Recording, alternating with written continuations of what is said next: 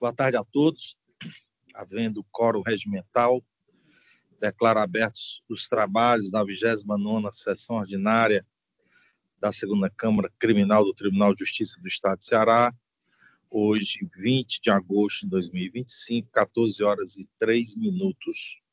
Eu inicio cumprimentando respeitosamente os eminentes membros, desembargador Sérgio Parentes, desembargadora Maria Ilna Lima de Castro, desembargador Benedito Helder Afonso Ibiapina, o doutor Domingos Sávio de Freitas Amorim, procurador de Justiça, doutor Rogério Matias Rebouças da Silveira, o indigno defensor público, os advogados e advogadas, eu os cumprimento na pessoa da doutora Gacilândia de Souza Santana Gonzaga. Cumprimento também os valorosos e valorosas servidoras e servidores, as pessoas da doutora Ana Amélia, Ana Kelly, Ana Fernanda, Ana Cecília, Carol, Tiago, bem como o nosso suporte aqui, o Lúcio. Dando início aos trabalhos, submeto a apreciação dos meus pares a ata da sessão ordinária número 28, realizado no dia 13 do corrente mês e ano. Alguma objeção ou podemos considerá-la? Pela aprovação, presidente. Pela aprovação. Ata aprovada. Item 2, homologação dos votos.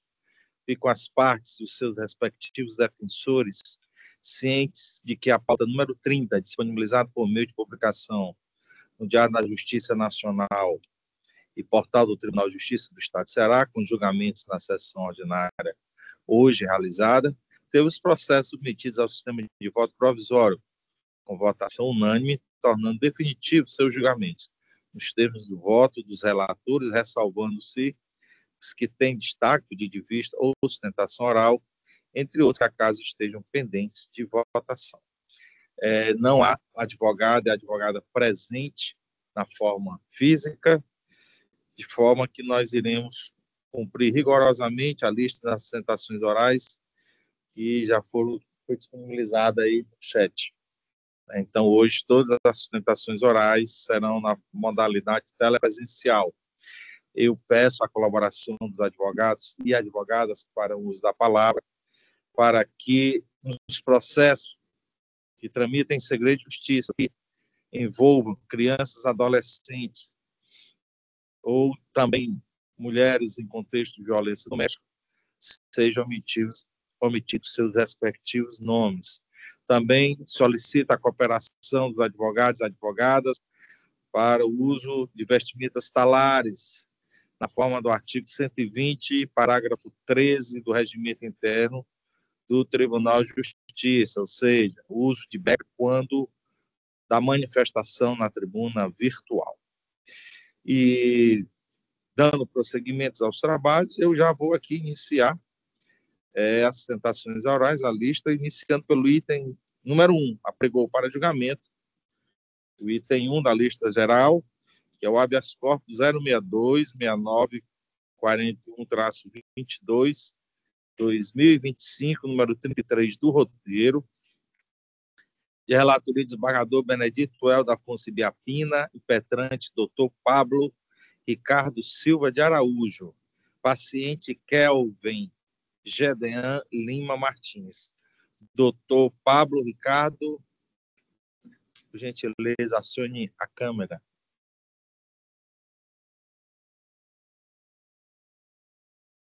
Estou aqui, excelência. Só estou tendo um probleminha na câmera, que não estou conseguindo ligá-la.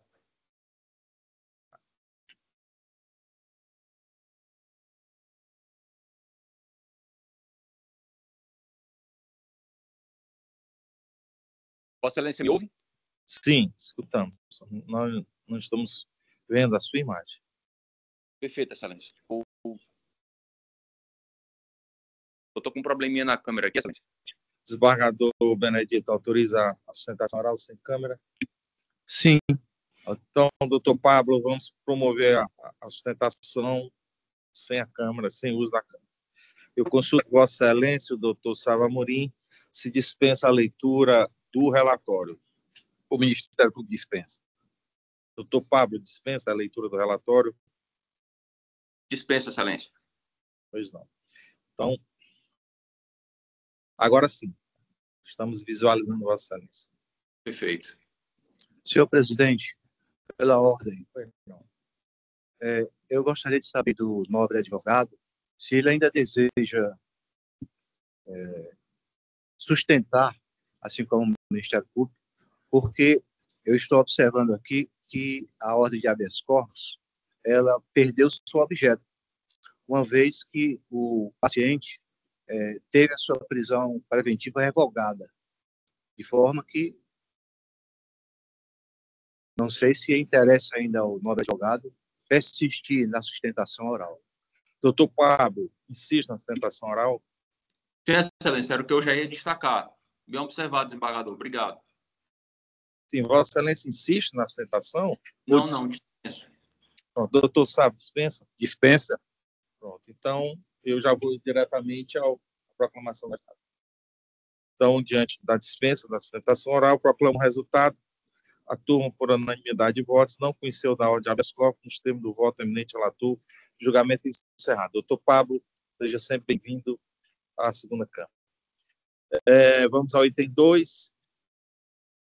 Apregou para julgamento o habeas corpus 062-7179-41-2025, número 37 do roteiro, de relatoria também do desembargador Benedito L. da Afonso Ibiapina, petrante o doutor Anderson Rodrigues dos Santos, paciente José Deusimar Moraes da Silva Filho. Doutor Anderson. Agora sim. Excelência, eu estou aqui, mas eu vou dispensar a sustentação, não vou sustentar nesses dois próximos processos, que o próximo também é meu. Já deixar consignado.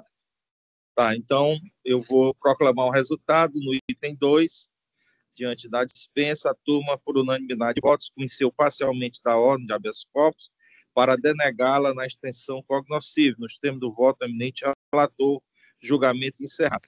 Apregou também o item 3, doutor Anderson, apregou para julgamento o habeas corpus 062, 6617, 32, 2025, número 21 do roteiro, de relatoria da desembargadora Maria Ilna Lima de Castro, impetrante doutor Anderson Rodrigues dos Santos, paciente ALGM. Vossa Excelência, doutor Anderson Rodrigues dos Santos, ratifica o pedido de dispensa da sustentação oral? Sim, Excelência.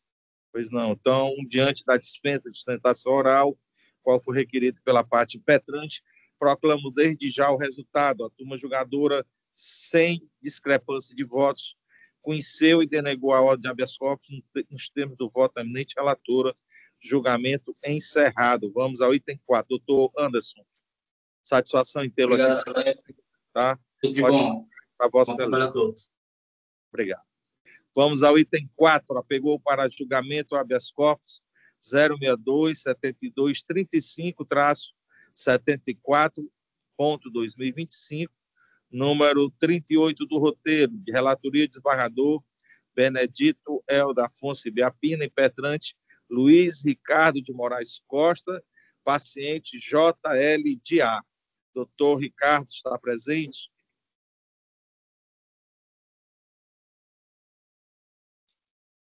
Convido o doutor Luiz Ricardo de Moraes Costa para fazer uso da palavra na sustentação oral relativa ao habeas corpus 062-7235-74-2025, número 38 do roteiro, em que figura como paciente JL de A. Doutor Luiz Ricardo de Moraes Costa, se encontra presente?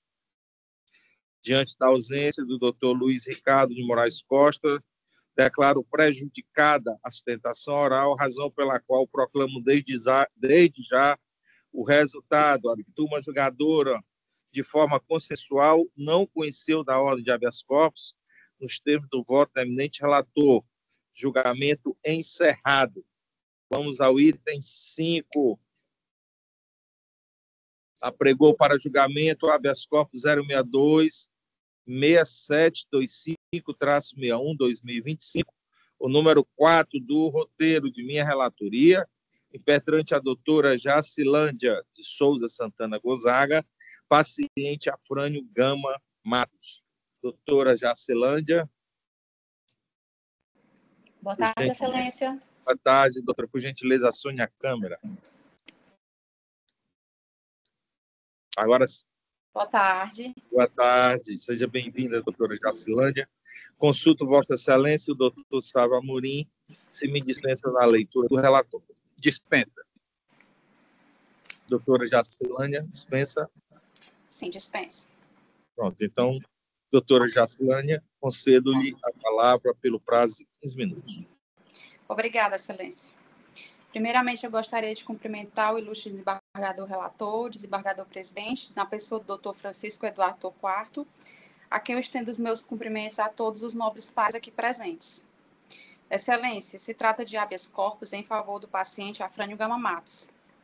Embora esta defesa imagine que o voto já tenha sido redigido, eu gostaria de pedir a vossas excelências uma atenção, uma análise minuciosa diante das provas apresentadas nestes autos.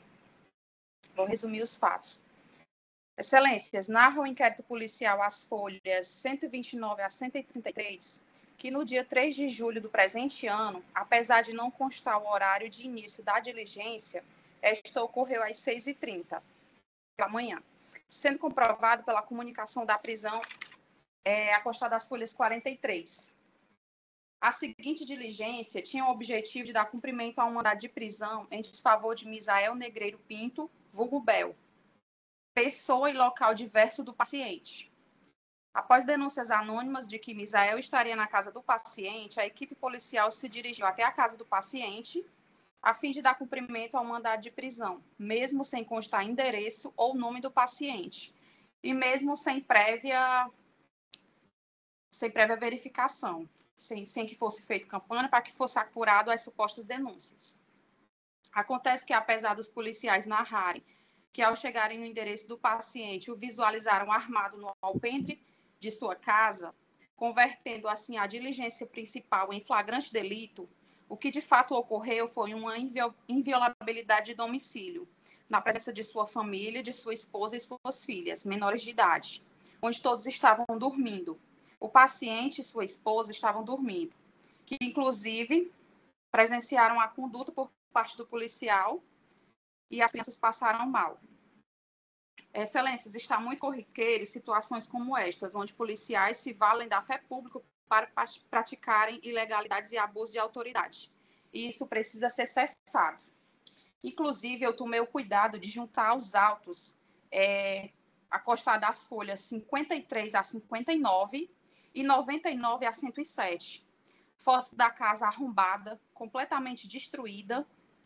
Excelências, é humanamente impossível que qualquer pessoa com menos de 2 metros e 17 centímetros consiga visualizar o alpendre da casa, que é toda murada, contendo 2 metros e 17 de alturas.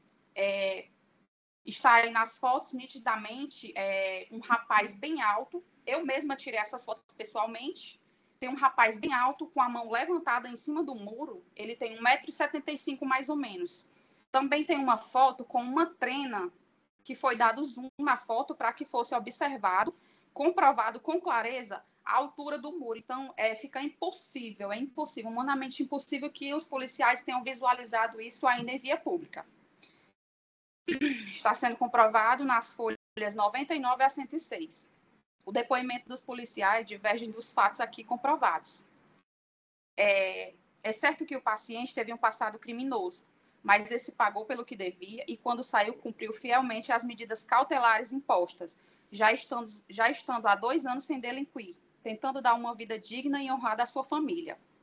Inclusive, o paciente é conhecido em sua região, na comarca de Paraipaba, por levar o sustento da sua família, vendendo carne de porco, carne de criação, tendo uma pequena quantidade de criação em sua casa para levar o sustento de sua família.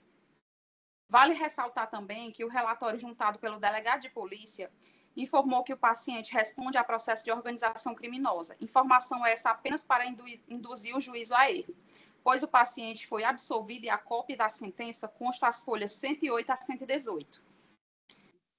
Excelências, é impossível que o paciente tenha desobedecido a ordem de parada, estando com arma em punho e não ter havido a troca de tiros, bem como 3 policiais preparados não têm a agilidade para contê-lo. O estado da casa está totalmente destruído. Não condiz com uma pessoa que tinha corrido e se trancado diante de vários policiais armados e preparados. Existe também a informação de que foi encontrado o RG de Micael Negreiro Pinto, irmão de Bel, encontrado dentro do carro do paciente. Porém, a foto que foi juntada está nas mãos de um dos policiais. Se foi encontrada no carro, por que não foi registrado da maneira que foi encontrado? Por que não foi apreendido? O auto de apreensão consta as folhas 125 e é possível visualizar que não foi apreendido esse RG. Se trata de vestígio de local de crime, por que não foi apreendido e nem foi tirada a foto da maneira que foi relatado onde estava? Isso coloca a dúvida. Também gostaria de relatar, alguns pontos muito importantes e um tanto curiosos. Primeiro ponto é que a representação da prisão preventiva se deu pelo delegado de polícia da comarca de Itapajé. Inclusive, uma das viaturas que estavam no local do fato, na casa do paciente, era uma Toro cinza que é usada pelo delegado. Segundo ponto, 6 dias posteriores à prisão do paciente, foi preso um outro acusado que, apesar deste possuir mandado de prisão, segundo narram os policiais as folhas 139 e 140, a principal diligência também era dar cumprimento de prisão a Misael Negreiro. E o acusado também estaria em sua residência com arma em punho, onde os policiais também visualizaram em via pública. Terceiro ponto. Em dezembro de 2023, ocorreu outra prisão, onde o mesmo delegado narra que o também acusado estava com arma em punho, sendo visualizado também pelos policiais em via pública. Aqui fica o questionamento, excelências. Até que ponto os policiais vão se valer da presunção de veracidade da fé pública para cometer ilegalidades? Será coincidência 3 prisões na mesma delegacia com a mesma narrativa? Quem é o indivíduo que sabe que está cometendo conduta ilícita e vai ficar na porta de sua casa, armado, aguardando ser preso? Então, são várias ilegalidades, onde uma diligência se dá em uma comarca às 6h30 da manhã e o paciente só é apresentado à delegacia por volta de 11 horas.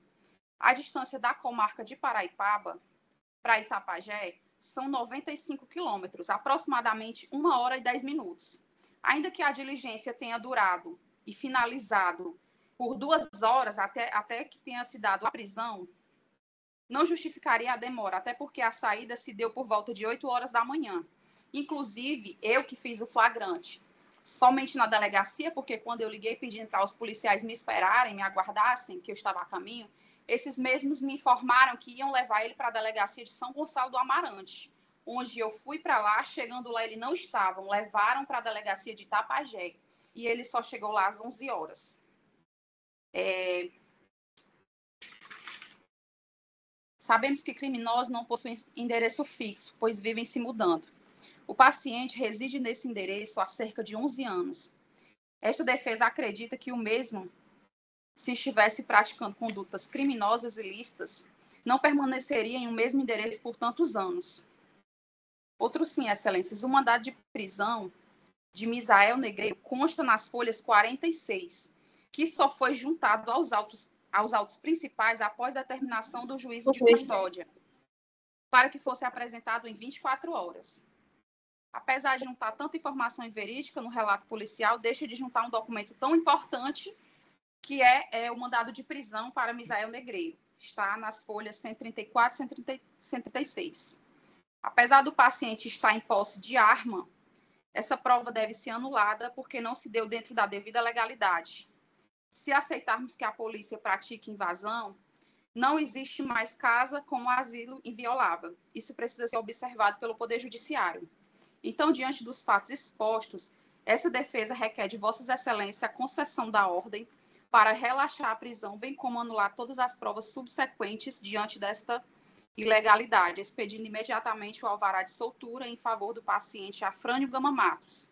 Se não for o entendimento de Vossas Excelências, requer subsidiariamente a liberdade provisória com ou sem medidas cautelares diversas da prisão. Essa é a manifestação da defesa. Aqui eu agradeço minha oportunidade. Obrigado, doutora Jacilândia. Concedo a palavra ao doutor Sava Amorim para a manifestação da Procuradoria de Justiça. Excelentíssimo senhor presidente desta segunda Câmara Criminal, desembargador Eduardo Escoça Fava, excelentíssimo senhor desembargador Sérgio Parente, Helder Biapina, desembargadora Ilna Castro, excelentíssimos senhores advogados e advogadas que estão defendendo os interesses de seus constituintes. Cumprimento o nobre representante da Defensoria Pública, doutor Rogério. Cumprimento todos os assessores, servidores, servidoras, e aqui em especial a doutora Ana Amélia, que retorna depois de merecidas férias, trazendo boas energias, sorte, acima de tudo. Cumprimento ao representante da nossa gloriosa Polícia Militar do Estado do Ceará. Pois bem, o habeas corpus, que é trazido pela eminente advogada, doutora Jacilândia, traz como primeiro ponto nulidades e, acima de tudo, o argumento da violação de domicílio. No entanto, nós, igualmente ao parecer, já constante nos autos, insistimos pelo não conhecimento desse ponto, em razão da imperiosa necessidade de dilação probatória, o que será discutido através do curso da coleta de provas, no caso da instrução probatória, não sendo o habeas corpus a ferramenta adequada para este fim. No tocante à tese da inidoneidade do decreto prisional, temos que a decisão se encontra fundamentada na garantia da ordem pública e no risco da reiteração criminosa, possibilidade demonstrada pelo paciente, haja vista que responde a outras ações penais por tráfico de drogas e homicídio qualificado, inclusive com condenação anterior, conforme consta nos autos. Além disso, este comportamento do paciente enseja na súmula 52 desta Corte. Portanto, o Ministério Público pede que seja denegada a ordem, excelência. Obrigado, doutor Sava Amorim. Eu já adianto aqui que seguirei a linha trilhada pela doutora Procuradoria de Justiça, mas antes eu quero aqui louvar o trabalho da doutora Jacilândia, que esteve comigo em audiência dela presencial, em que expôs todas as circunstâncias, mas a gente precisa levar em especial relevo que estamos diante de habeas corpus, né, em que se exige a prova pré-constituída. Muitos argumentos aí demandam a dilação probatória, que não se mostra possível na via estreita do habeas corpus. Isso não significa afirmar que o fato não tenha existido. O problema é que a prova documental produzida, a meu sentir, não tem aptidão para o reconhecimento desse fato nessa amplitude. Então, eu vou ao projeto de emenda. Caso exame, habeas corpus impetrado por Jacilândia de Souza Santana Gonzaga, em favor de Afrânio Gama Matos, contrato do juiz de direito da Barão Paraipaba, no bojo do feito de número 020-1971-93-2025. Questão em discussão. Há duas questões em discussão. Verificar se a alegada ilegalidade da prisão por violação de domicílio pode ser examinada na via estreita do habeas corpus. E 2, analisar se estão presentes os requisitos do artigo 312 do Código de Processo Penal para a manutenção da prisão preventiva diante de condições pessoais favoráveis e da possibilidade de aplicação de medidas cautelares diversas. Razões de decidir. A alegação de nulidade por violação de domicílio demanda dilação probatória, sendo incompatível com a via estreita do habeas corpus, salvo flagrante ilegalidade não verificada nos autos. O decreto prisional apresenta fundamentação idônea, lastreada na gravidade concreta das condutas, no modus operandi e na periculosidade do agente, não sendo suficientes medidas cautelares diversas para cautelar a ordem pública, notadamente quando o paciente ostenta outras ações penais em andamento. Aplicação da súmula 52 do TJCR. Demais, a jurisprudência dos tribunais superiores segue no sentido de que a justificativa, a prisão preventiva, o fato de o paciente integrar a organização criminosa em razão da garantia da ordem pública. A existência de condições pessoais favoráveis não afasta a prisão preventiva, conforme entendimento consolidado, dispositivo e tese. Ordem parcialmente conhecida e, na extensão conhecida, denegada. Tese de julgamento. 1. Alegação de violação de domicílio que demande dilação probatória incabível em habeas corpus, salvo flagrante de ilegalidade. 2. É legítima a prisão preventiva fundamentada na gravidade concreta dos delitos e na insuficiência de medidas cautelares diversas, ainda que o acusado possua condições pessoais favoráveis. É o voto que submeto à apreciação dos meus pares, como voto do desembargador Benedito Helder.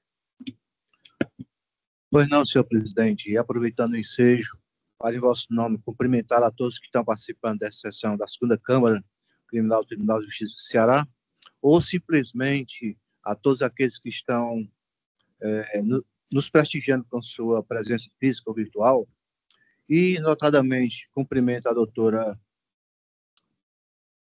Jacilândia pela sua sustentação oral.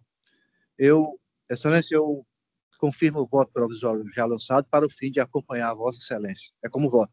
Obrigado, doutor desembargador Helder, como voto desembargador Sérgio. Pois não, presidente, como é a minha primeira vez de falar aqui, eu renovo os cumprimentos a todos os desembargadores, defensoria, advogados, servidores, procuradoria e força policial aqui presente. Eu também acompanho o presidente, parabenizando as sustentações orais havidas. Obrigado, desembargador Sérgio. Proclamo o resultado. Turma julgadora, sem divergência de votos, conheceu parcialmente a ordem de habeas corpus para denegá-la na extensão cognoscível. Nos termos do voto eminente relator, julgamento finalizado. Doutora Jacilândia, parabéns mais uma vez pela brilhante sustentação e seja sempre bem-vinda aqui. Obrigada, excelências. Um abraço. Eu vou passar a presidência dos trabalhos ao desembargador Sérgio Parente para o julgamento do item 6, uma vez que reconheci a minha suspeição em outro processo envolvendo a paciente. Com a palavra, o desembargador Sérgio Parente, com a presidência. Pois não, presidente. Muito grato pela concessão da palavra. Eu fui informado de que o doutor Charles Antônio Ximenes de Paiva desistiu da sustentação, motivo pelo qual anuncio e lerei o resultado do habeas corpus número 062-7472-11-2025, número 29 do roteiro. Relatora desembargadora Maria Ilna Lima de Castro, impetrantes Dr. Charles Antônio Ximenes de Paiva e Pablo Henrique Pinheiro do Carmo, paciente Mônica Fernandes Portela. Decisão: a turma, por unanimidade de votos, reconheceu parcialmente da ordem de habeas corpus para denegá-la na extensão cognoscível nos termos do voto da eminente relatora. Então, julgamento encerrado, e devolvo a palavra, presidente. Obrigado, desembargador Sérgio. Prosseguindo, apregou para julgamento item 7. Chama a julgamento a apelação crime 027-0030-31-2023-806-0001, número 39, da pauta 30, de relatoria desembargadora Maria Ilna Lima de Castro, apelante HCF, representado pelo doutor Afonso Roberto Mendes Bellarmino, apelada MMCF, advogada doutora Ana Caroline Santos Abreu. Quem solicitou sustentação? Todos dois? Tá. Então, como ambos solicitaram sustentação oral, primeiro o apelante fala. Doutor Afonso e doutora Ana Caroline estão presentes na sala virtual? Boa tarde a todos, sim, excelência. Afonso, presente. Boa tarde, excelência. Presente, Ana Caroline. Obrigado. Consulto o doutor Afonso e a doutora Caroline, se me dispensa da leitura do relatório. Sim, excelência. Sim, dispensa. Da objeção. Dispensa a leitura? Dispensa. Pronto. Dispensa. Pronto. Então, eu vou conceder aqui a palavra ao doutor Afonso Roberto Mendes Bellarmino, pelo prazo de 15 minutos. Com a palavra, Vossa Excelência, doutor Afonso. Pois não, excelência, excelente senhor desembargador Eduardo Escossa Fava, em nome de quem abrevio meus cumprimentos a todos os integrantes desta colenda Câmara Criminal, doutor representante do Ministério Público, doutora Ana, né, pela parte apelada, colegas advogados e servidores que assistem e acompanham a presente sessão. Muito boa tarde a todos. Bem, eu vou ser bastante objetivo e vou tentar realmente ressaltar apenas os principais pontos dessa apelação, que diz a respeito a um feito que se originou lá na esfera policial, com a notícia de fato formulada pelo pai da criança, e aí eu não sei como é que está aqui a publicidade do ato, mas eu vou me furtar a ler os nomes, né? Só para Isso. Perfeito. E, enfim, no caso, o pai da criança formulou uma notícia de fato junto à Delegacia de Combate à Exploração da Criança e Adolescente, dando conta de reiteradas agressões sofridas por essa criança e que seriam sido praticadas pela sua genitora, tá? E aí foi registrado um boletim de ocorrência, essa notícia de fato, e ante o agravamento das queixas do filho em relação à agressividade da mãe, buscou-se a aplicação de medidas protetivas, com base na lei Henri Borel. De início houve na verdade, um conflito, sim, de competência em relação à apreciação desse pedido. Hoje, me parece que a vara especializada, né, em crimes contra a criança já superou, ainda bem, essa questão, mas naquela época, que ainda estava em fase embrionária, digamos, essa competência, foi necessário, inclusive, que nós tivéssemos manejado um mandado de segurança que contou com uma decisão liminar da desembargadora Maria Ilna, que deferiu o pleito liminar aplicando medidas protetivas previstas no artigo 20 da Lei Henri Borel em desfavor da genitora. Né? E aí as medidas foram estabelecidas e, com o passar do tempo, houve uma sucessão de pedidos de revogação dessas medidas protetivas por parte da promovida. Né? E aí o juízo, que se firmou competente, reputou que seria de suma importância a escuta da vítima, e, de fato, ela foi ouvida, confirmou o que tinha havido, e que também, posteriormente, seria necessário uma análise por uma equipe multidisciplinar para que, ao final dessa análise, fosse feito um laudo, um parecer que melhor explicasse, melhor explicitasse a condição, realmente, da necessidade ou não dessas medidas protetivas. Foi iniciada uma série de visitas que no final se resumiram a 4, na então Coordenadoria Estadual da Mulher em Situação de Violência Doméstica e Familiar, do Tribunal de Justiça do Estado do Ceará, que era o órgão ali que se mostrou o mais adequado, embora não fosse tão adequado para fazer essa análise. Né? E, ao final de 4 visitas supervisionadas, não foi feito esse laudo. Realmente não foi feito, e que, ao final dessas visitas, mesmo na pendência desse parecer, né, muito embora em várias ocasiões o próprio juízo que proferiu a decisão que ora se discute tenha manifestado a importância desse parecer, nenhum documento decidido foi produzido e, infelizmente, foram revogadas essas medidas protetivas. A criança continua realmente demonstrando, foi restabelecido, sim, de alguma forma, o contato da criança com a mãe após a revogação, mas a criança realmente ainda se mostra muito recalcitrante, muito abalada realmente com esse reencontro, digamos assim. De modo que, tendo em vista a gravidade dos fatos que originaram, que deram causa de forma muito precisa e muito justificada a aplicação dessas medidas protetivas, considerando ainda que não foi produzida uma prova, nem foi trazido pela parte promovida elementos que demonstrassem a ausência de risco desse restabelecimento da convivência, é que nós reputamos ser imprescindível e importante ao desenvolvimento dessa criança a reforma da decisão recorrida para que se restabeleçam as medidas protetivas requeridas e inicialmente estabelecidas. Era essa o que eu havia de ressaltar para a Vossa Excelência. Agradeço a atenção e encerro por aqui minha manifestação. Obrigado. Obrigado, doutor Afonso. Concedo a palavra à doutora Ana Caroline Santos Abreu, pelo prazo de 15 minutos. Com a palavra, Vossa Excelência, doutora Ana. Obrigada, Excelência. Boa tarde a todos e a todas. Primeiramente, eu gostaria de cumprimentar o nobre desembargador na pessoa da excelentíssima desembargadora relatora Maria Ilma Castro.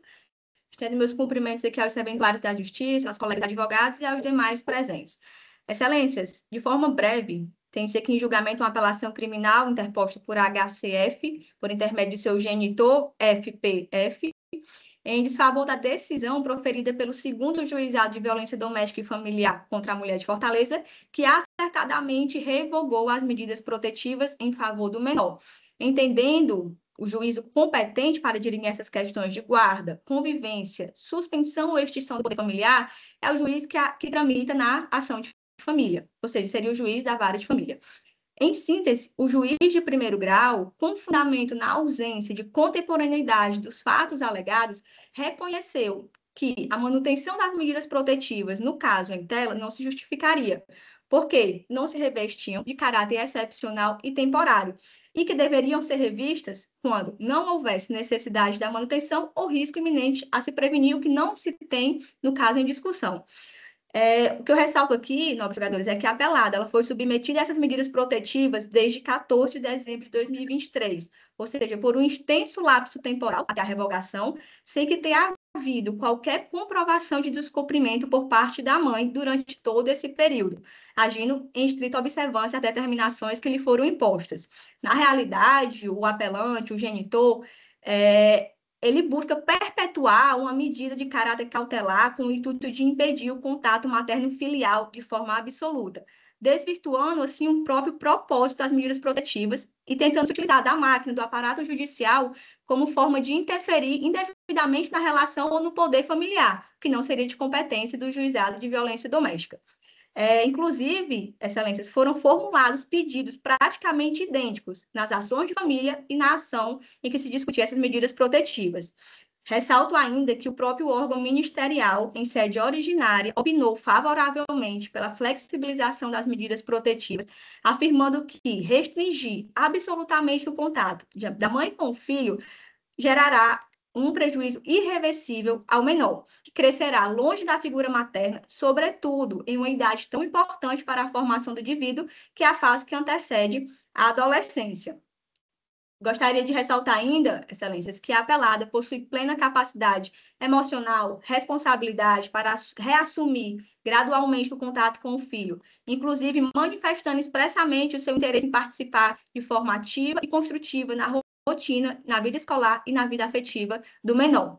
Não há nos autos qualquer indício de risco ou de ameaça à integridade física, psicológica ou moral da criança que possa justificar a continuidade dessa medida extrema de afastamento e via reformar essa decisão de piso. Ressalto ainda, excelências, a clara influência do pai sobre o menor ao tentar manobras de alienação parental, inclusive com diversos processos que eu vou ressaltar aqui, peço até licença para citar esses processos. Revisional de guarda, processo 028-6267, dígito 77-2022. Ação de alimentos compensatórios, 020-1370, dígito 44, de 2022. Ação de alimentos, 028-2711, dígito 04-2021. Ação de divórcio, 028-3807, dígito 54-2021. Ação de reintegração de posse, 021-9450, dígito 31 de 2022. Medidas protetivas, 029-1389, dígito 08 de 2021. Ação de cobrança, 028-6970, dígito 08 de 2022. Cumprimento provisório de sentença 026-8778, dígito 90 de 2023. Todas as ações intentadas pelo ora apelante. No tocante, excelência, à competência do juízo de família, acertadamente decidiu a magistrada de piso, visto que tramita a ação de modificação de guarda junto à 13ª Vara de Família, sendo este o juízo competente para dirimir questões de guarda, convivência, extinção ou suspensão do poder familiar, podendo, inclusive, o juiz da Vara de Família aplicar medidas protetivas, se for o caso e houver necessidade, conforme dispõe o artigo 54 da Lei de Organização Judiciária do Estado do Ceará. Logo, não há qualquer fundamentação para que pedidos praticamente idênticos estejam sendo demandados em juízos e instâncias distintas, acirrando a animosidade entre as partes. Desse modo, a manutenção da competência do juiz de família, conforme determinado pela magistrada de piso, evita não apenas decisões conflitantes entre instâncias judiciais, mas também preserva a credibilidade do sistema judiciário, garantindo que cada órgão atue dentro da sua especialidade e atribuição legal. Por tais razões, nobres julgadores, é que rogo a esta colenda Câmara Criminal pela negativa de provimento ao recurso de apelação, mantendo-se integralmente a decisão ora combatida por todos os fundamentos claros e consistentes que a amparam. Agradeço, uma boa tarde a todos. Obrigado, doutora Caroline. Concedo a palavra ao doutor Sávio Amorim para a manifestação da Procuradoria-Geral de Justiça. Pois não, senhor presidente, o Ministério Público, sem delongas, insiste no parecer depositado nos autos, no sentido de que o recurso seja conhecido, porém improvido. Obrigado, doutor Sávio. Concedo a palavra à desembargadora Maria Ilna Lima de Castro para a prolação de seu voto. Obrigado, presidente. Boa tarde. Boa tarde.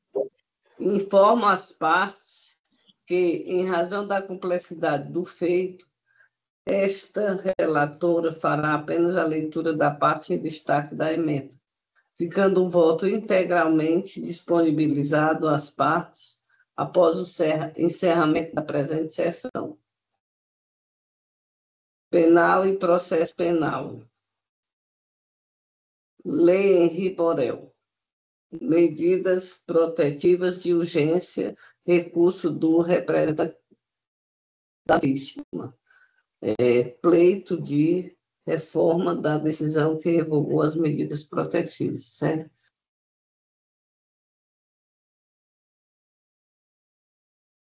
Alegação de ausência de estudo psicossocial, previsibilidade de ocorrência de mudança de órgão julgador, magistrada que formou a convicção pela existência de elementos suficientes para julgamento do mérito. Ausência de estudo que isoladamente não obriga o restabelecimento das medidas. Necessidade de averiguar se persistem motivos que ensejaram a decretação das medidas sujeitas aos critérios da necessidade, atualidade, razoabilidade, proporcionalidade, ausência de qualquer informação de descumprimento das medidas, não demonstrando risco atual à integridade da vítima. Recurso conhecido e desprovido. É como voto. Obrigado, desembargadora Ilna. Votamos neste processo, eu e o desembargador Helder. Eu ratifico o voto provisório, no sentido de acompanhar Sua Excelência a relatora, consulto como voto do desembargador Benedito Helder. Pois não, senhor presidente, eu também acompanho o voto da desembargadora Ilna. Obrigado, desembargador Helder. Proclamo o resultado. Turma julgadora, sem divergência de votos, conheceu do recurso para negar o provimento nos termos do voto da eminente relatora. Julgamento finalizado. Doutor Afonso e doutora Anne Caroline, sejam sempre bem-vindos à segunda Câmara Criminal. Obrigado, Excelência. Boa tarde, Excelência. Obrigada. Boa tarde a todos, um ótimo trabalho. Um abraço. Muito obrigado. Dando continuidade, vamos ao item 8, apregou para julgamento a apelação do crime 0052.400-35-2020, 8060167, número 46, da pauta 30. Relatora, a desembargadora Maria Ilna Lima de Castro, apelante CADV, advogada doutora Jéssica Frota. Doutora Jéssica se encontra na sala, já visualiza aqui. Seja bem-vinda, doutora Jéssica. Consulto por Vossa Excelência, o doutor Sávio Amorim. Se dispensa a leitura do relatório. Dispensa. Sim, dispensa. Então, só colocar o cronômetro aí.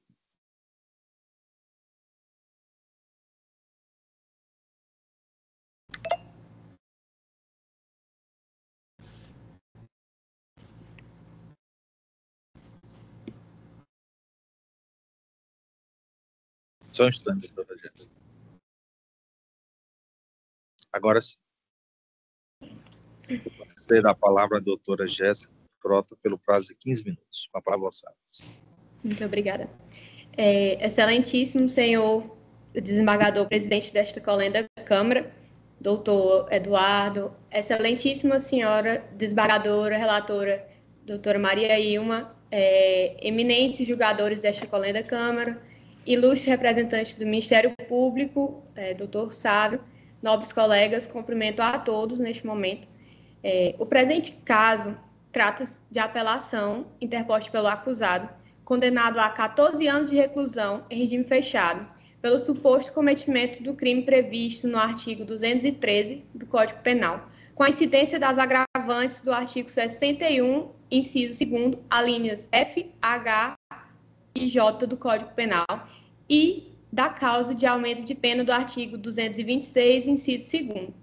Excelências, essa condenação não se sustenta de forma nenhuma, pois não há no processo a prova firme e segura que se exige para uma condenação criminal dessa gravidade.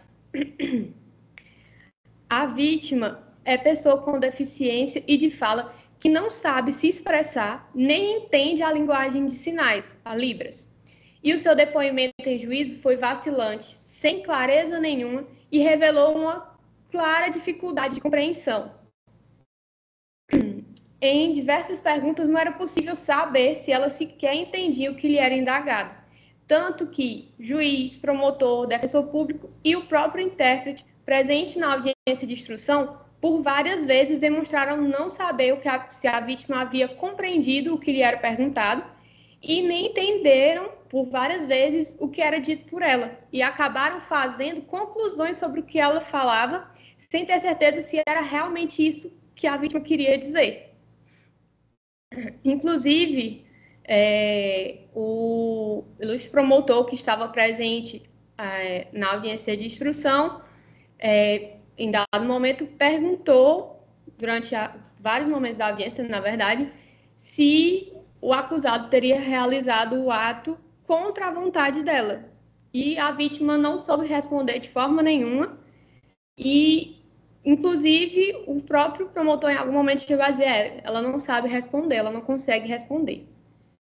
Além disso, as respostas da vítima, quando ela conseguia falá-las, expressar sua vontade de alguma forma, era vaga ou induzida pela cunhada dela, que esteve presente ao lado dela no depoimento dela em instrução. E o depoimento que consta como sendo da vítima em sede de delegacia é idêntico ao da sua cunhada, também em sede de delegacia. E em audiência, a própria cunhada da vítima admitiu que em delegacia falou por ela no depoimento. Ou seja, a palavra que embasou toda a ação penal não foi sequer da própria vítima. Isso fragiliza de forma insuperável a prova da acusação, pois é evidente que o depoimento da vítima não deve ter valor probatório, pois durante toda a instrução processual, ela demonstra não ter compreensão do que é perguntado a ela. E essa defesa, é lógico, excelências, não esquece do fato de que a palavra da vítima, em casos como esse, tem uma grande importância, mas só que essa palavra, excelências, ela deve ser clara e sem deixar qualquer margem de dúvida. E não foi isso que aconteceu no presente caso. Diante disso, excelências, não há como sustentar que a acusação se comprovou de forma robusta, pois sem prova da violência ou da grave ameaça ou da não existência do consentimento, não há que se falar no crime imputado ao acusado. Excelências, ainda que não se acolha a tese da absolvição pleiteada por esta defesa, o que não se espera, é indispensável que enfrentemos a questão da inimputabilidade do senhor Carlos. O apelante possui diagnóstico de retardo mental moderado, CID F71.1, e tartamudez grave, com idade mental estimada entre 6 e 9 anos. Em razão dessas condições, ele é pessoa curatelada e recebe benefício benefício assistencial por incapacidade, o LOAS, de modo que ele passou por uma perícia técnica e há um parecer médico reconhecendo a incapacidade dele. Essas condições tornam o acusado uma pessoa inimputável, pois ele sequer sabe dizer o que aconteceu no dia do ocorrido, sendo incapaz de saber se algo ilícito aconteceu no dia da ocorrência do fato delituoso. Excelências, Carlos Antônio é basicamente uma criança num corpo de um adulto e não tem compreensão da dimensão ou das consequências da acusação imputada a ele, sendo incapaz de entender o suposto caráter ilícito do fato e de se determinar de acordo com esse entendimento. Estamos tratando de um caso em que o acusado é uma pessoa que possui problemas de saúde, sendo evidente a sua inimputabilidade e devendo ele ter um tratamento diferenciado com constante acompanhamento médico. Nessas circunstâncias, a única medida justa é a instauração de incidente de insanidade, o que não é apenas um direito do acusado, ao meu ver, uma obrigação para que se tenha um processo penal justo no presente caso.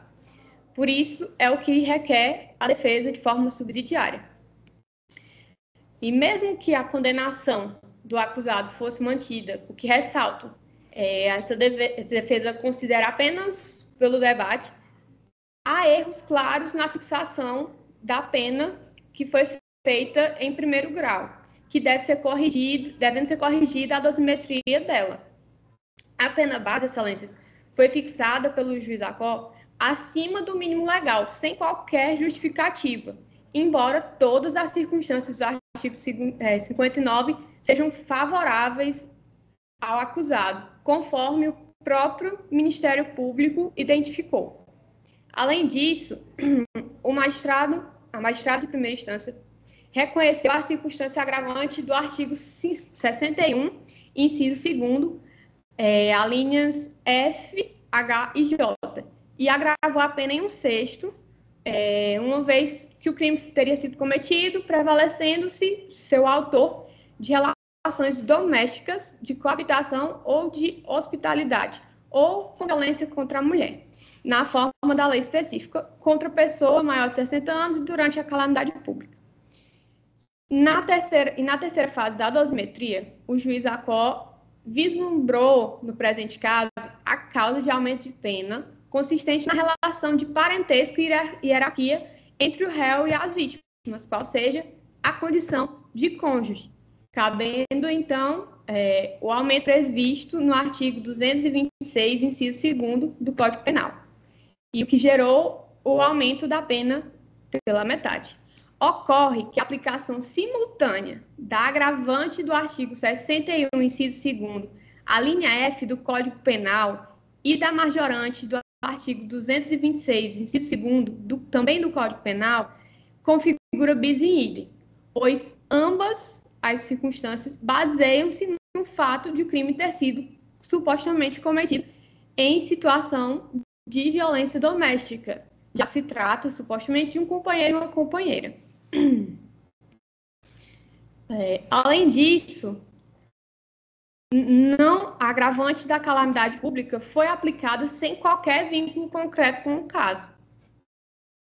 Excelências, com a correção desses pontos, a pena será significativamente reduzida e o regime inicial não poderá ser o fechado, mas sim o semiaberto, nos termos do artigo 33 do Código Penal. Diante disso, tudo que foi exposto a vossas excelências, a defesa requer a absolvição por ausência de provas suficientes, em razão da ausência de valor probatório do depoimento da vítima e de que as outras testemunhas não presenciaram nada. Subsidiariamente, requer a instauração do incidente de insanidade mental, diante da evidente incapacidade do apelante, e, por fim, requer a revisão da dosimetria da pena para fixar a pena base no mínimo legal, afastar as agravantes indevidas e adequar o regime inicial mais brando. É a justiça que se espera desta coluna da Câmara. Muito obrigada. Obrigado, doutora Jéssica, parabéns pela brilhante dissertação. Eu concedo a palavra ao doutor Savá Morim para a manifestação da Procuradoria de Justiça. Cumprimento igualmente a doutora Jéssica pelo brilhante trabalho. No entanto, indo diretamente ao apelo, precisamente às razões trazidas pelo Ministério Público, é que o conjunto probatório demonstra autoria e materialidade de formas inequívocas. Consta que a prova foi coletada e, com as declarações da vítima, laudo pericial, que atesta lesão na vítima, depoimentos de testemunhas e ainda o relatório do CREAS, que informa que não foi a primeira vez que a vítima sofreu abuso sexual pelo companheiro, especial relevância da palavra da vítima, isto já reconhecido pelos tribunais. Portanto, o Ministério Público se posiciona no sentido de que o recurso seja conhecido, mas que seja julgado, seja provido parcialmente, haja vista reconhecer a necessidade da readequação da pena base. É como se manifesta o Ministério Público, Excelência. Obrigado, doutor Sávio. Concedo a palavra à eminente relatora, desembargadora Maria Ilna Lima de Castro. Obrigado, presidente. Boa tarde a todos.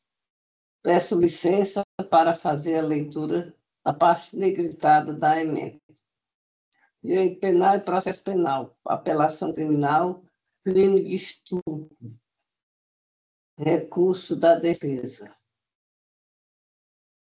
Pleito absolutório, tese de ausência de provas de consentimento da vítima, não acolhimento. Autoria e materialidade devidamente comprovada. Palavra da vítima, validade. Deficiência comunicativa da vítima não possui o condão de invalidar. O seu documento, especialmente, não irá consistência. Quando há consistência, reforço de interpretação e apoio técnico para viabilizar sua escuta. Ademais, as informações transmitidas por ela são corroboradas por outras provas materiais, laudo pericial, relatório do CREAS e prontuário médico, testemunhas, condenação mantida. Pedido de instauração de incidente de sanidade mental com base em alegada deficiência intelectual. Alegação feita somente em sede recursal. Inviabilidade, preclusão consumada. Não conhecimento, ausência de prova mínima apta a demonstrar que o réu era incapaz de compreender o caráter ilícito da sua conduta.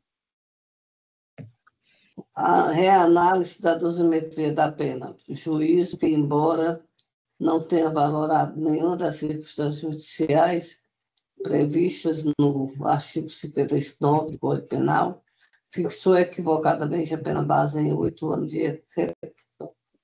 Necessária correção, redução da pena base para 6 anos de reclusão, quanto previsto na legislação penal. Segunda fase, incidência de 3 agravantes, artigo 61, inciso 2, a linha F, H e J, aplicação cumulativa da fração de metade sobre a pena base, pena intermediária em 9 anos de reclusão, fixada em 9 anos. Terceira fase, reconhecimento da causa de aumento de pena, artigo 226 do Código Penal, não figura relação do IBS e INDEI. Pena aumentada de metade, tornando definitiva pena em 3 anos e 6 meses de reclusão. Manutenção do regime fechado, com base no artigo 33, parágrafo 2º-A, letra A do Código Penal. Recurso parcialmente conhecido e, na parte conhecida, parcialmente provido. É como voto. Obrigado, desembargadora Ilna. Votamos neste processo, eu e o desembargador Helder, nessa ordem. Eu aqui, mais uma vez, reitero, parabenizo a doutora Jéssica Frota pela brilhante tentação, mas no voto eu me alinho integralmente às conclusões a que chegou a eminente relator. Como voto do desembargador Helder. Pois não, senhor presidente, eu também não posso deixar de acompanhar o voto da desembargadora Ilna e também parabenizar a doutora Ana Caroline pela sua... que senhor muito bem na tribuna, né? Sobretudo porque a causa que ela defende, melhor dizendo, os fatos imputados ao seu constituinte, ora apelante, são extremamente graves. Então, isso só faz enaltecer ainda mais a sua sustentação oral. Vossa Excelência se ouve muito bem, mas eu acompanho integralmente o voto da desembargadora Ilna. Obrigado, Eduardo Benetti. Só uma correção que a doutora Jéssica. Desculpe, doutora Jéssica. Né? Tá certo. Eu proclamo o resultado. A turma julgadora, por unanimidade de votos, conheceu parcialmente do recurso para dar-lhe parcial provimento na extensão conhecida nos termos do voto do eminente relator. Julgamento finalizado. Doutora Jéssica, parabéns, seja sempre bem-vinda aqui ao TJCE. Muito obrigada, Excelência. Vamos ao item 9, o último da pauta. Hoje foi...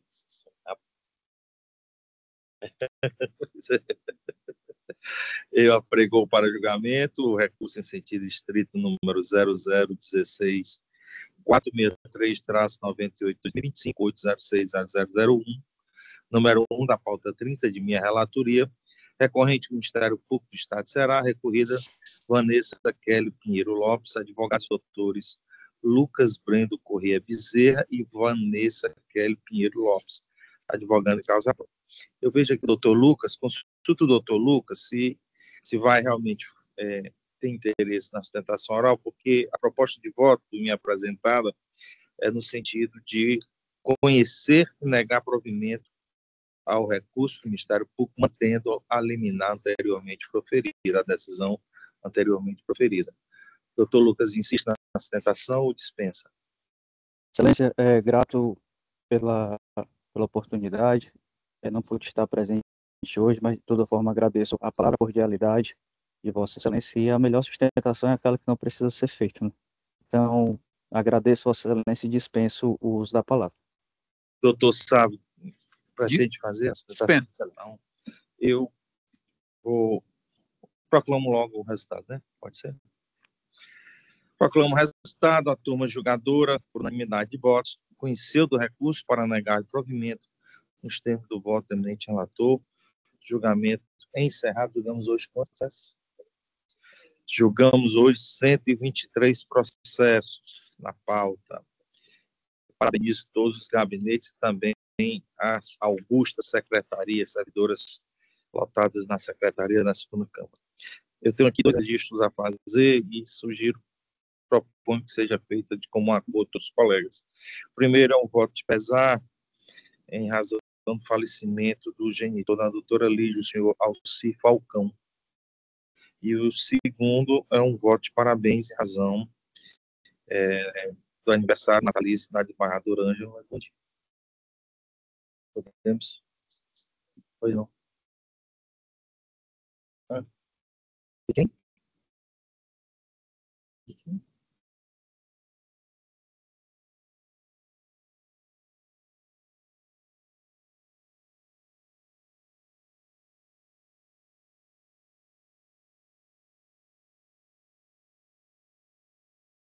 E também, por indicação do desembargador Sérgio, o voto de pesar em razão do falecimento da genitora do ministro Raul Araújo, a doutora, a senhora Iracema Coelho Araújo. Todos de acordo?